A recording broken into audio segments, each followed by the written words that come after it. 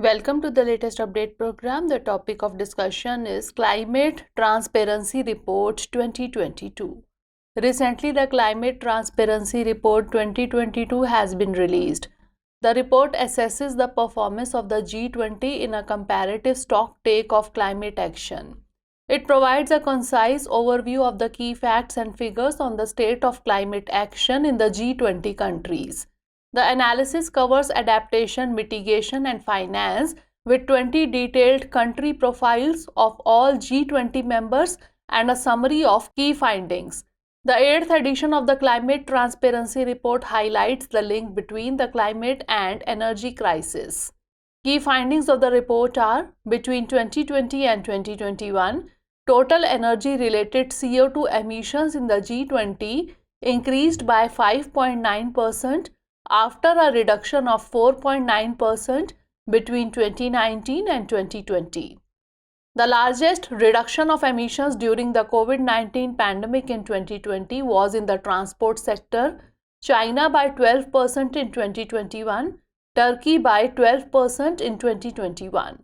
The share of renewables in total primary energy supply increased in all G20 countries between 2017 and 2021, with Indonesia, the UK, Turkey and Germany.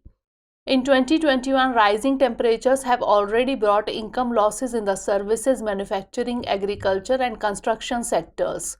Countries most affected by income losses in the above sectors in 2021 were India, 5.4% of GDP, Indonesia 1.6% of GDP and Saudi Arabia 1% of GDP.